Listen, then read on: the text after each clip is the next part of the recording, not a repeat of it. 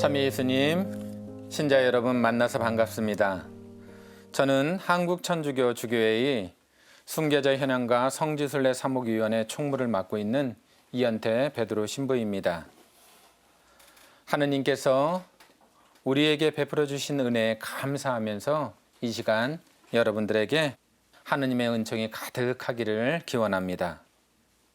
신자 여러분, 오늘은 성 김대건 안드레아와 성 정하상 바오로와 동료 순교자 대축일입니다. 그리고 내년은 김대건 신부님의 탄생 200주년을 맞이하는 아주 뜻깊은 한 해이죠. 우리는 김대건 신부님에 대해서 이미 교회 안에서 많은 이야기를 많이 들었습니다. 그분은 16살, 우리 나이로 중학교 3학년 때 파리외방 정교회의 모방 신부님께서 뽑으셔서 최양업 토마스, 최방제 프란치스코와 함께 신학생으로 선발되어서 9년 동안 여러분 마카오, 롤롬보이 그리고 소팔가자에서 공부를 합니다. 그리고 신부님은 신학생 때 프랑스 선교사를 영입하기 위해서 죽음을 무릅쓰고 중국에서 한국으로, 그러니까 조선 땅으로 3번이나 왕래하면서 여러분 나라를 열 만큼 그렇게 대범하고 용감하였습니다. 신부님은 25살 되던 해에 페레올 주교님으로부터 서품을 받았죠. 그리고 서해를 통해서 조선 땅으로 입국합니다. 입국 후에 그 다음 해 다른 선교사들을 입영하기 위해서 5월달경 서해 해로를 개척하라고 하는 주교님의 명을 듣고 백령도 근처에 갔다가 순이도에서 체포가 되죠. 그리고 체포된 지 3개월 남짓되어서 결국 9월 16일 새남터에서 군문 효소로 26살 짧은 나이로 생을 마감합니다. 그러면 여러분, 김대건 신부님과 우리 신앙 선조들이 이렇게 목숨까지 바치면서 고백했던 이분들의 신앙은 무엇이었을까요? 이것이 순교 영생 첫 번째입니다. 한번 우리 같이 따라해 볼까요? 내 인생의 첫 자리에 하느님을 모셔라. 하느님을 모셔라. 내 인생의 첫 자리에 하느님을 모셔라. 내 인생의 첫 자리에 하느님을 모셔라. 우리 신앙 선조들에게 있어서 제일 중요했던 가치관은 내 인생의 첫 자리에 한 분이신 하느님을 모시라는 것이었습니다. 그렇다면 여러분 인생의 첫 자리에 놓여져 있는 것은 무엇입니까? 재물입니까? 건강입니까? 명예입니까? 일입니까? 이런 것들은 우리 인생에서 아주 중요한 가치들이죠. 그런데 부귀영화는 시간이 지나면 다 지나갑니다. 다 변하지요. 이 세상에 지나가지 않고 이 세상에 변하지 않는 분은 오직 하느님 한 분뿐이시라고 하는 것을 그들은 믿음으로 깨달았고 그 깨달은 바를 몸소 실천했던 분들이 우리 순교자들이었습니다. 사랑하는 신자 여러분, 우리 신앙 선조들은 하느님을 사랑할 때 몸 바쳐서 하느님 사랑했고 목숨 바쳐서 하느님을 사랑했습니다. 하지만 오늘날 내가 하느님을 믿는다고 해서 우리 순교자들처럼 죽음을 담보로 한 신앙을 우리에게 요구하지는 않습니다.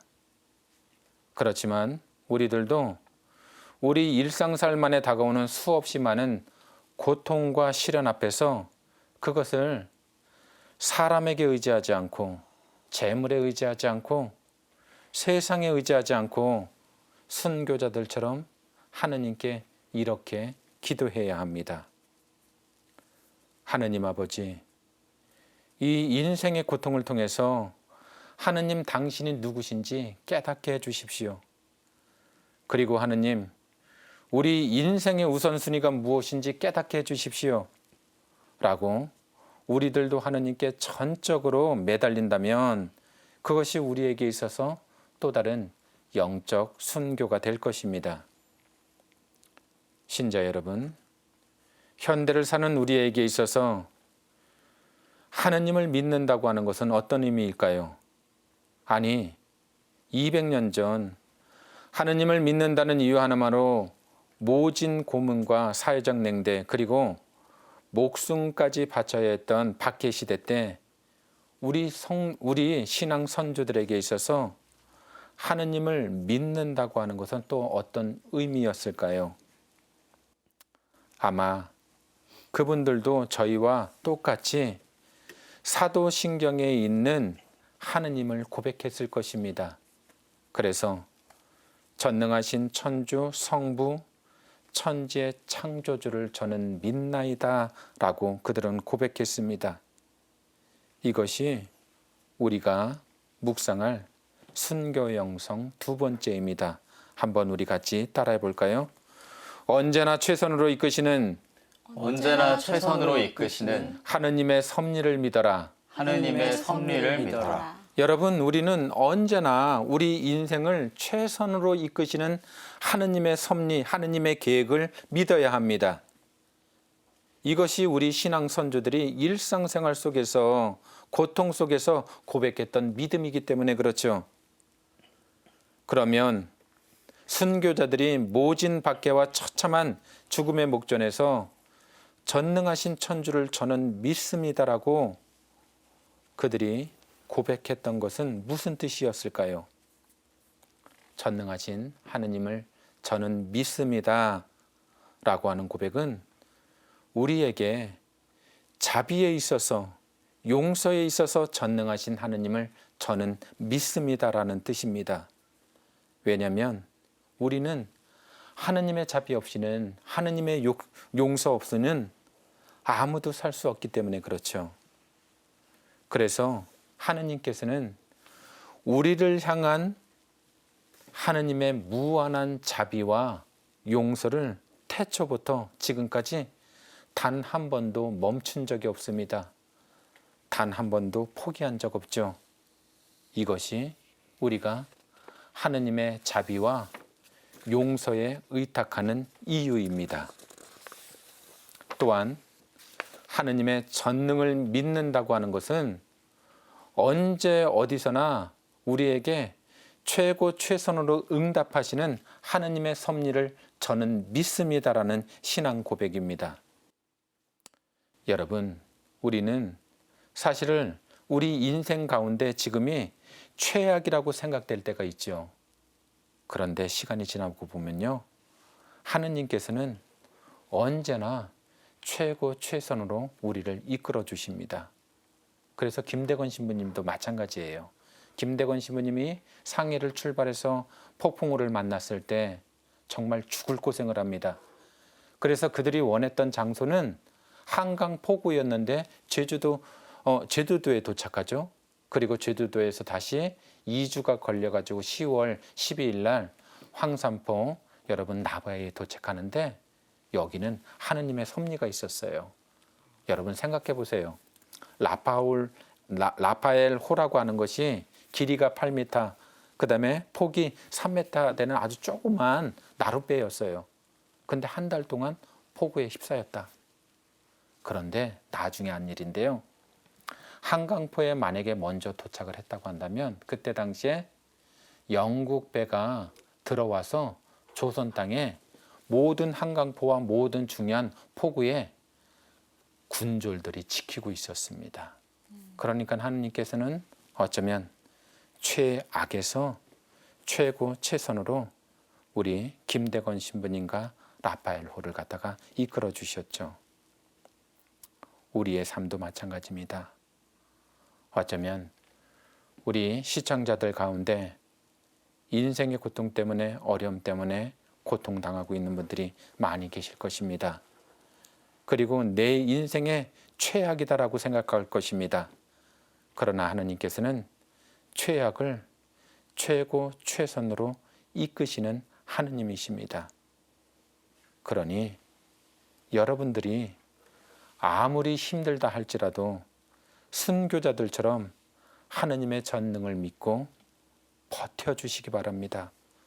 견디십시오. 그리고 하느님만 바라보며 힘을 내십시오.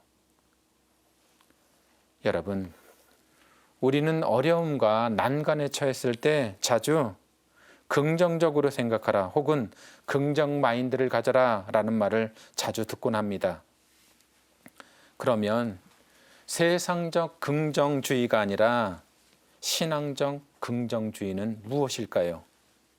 신앙적 긍정 마인드는 우리가 처한 고통과 실패 그리고 악순환에 대해서 막연한 기대와 희망으로 다 잘 될 거야, 걱정하지 마 하는 무모한 낙관주의가 아닙니다.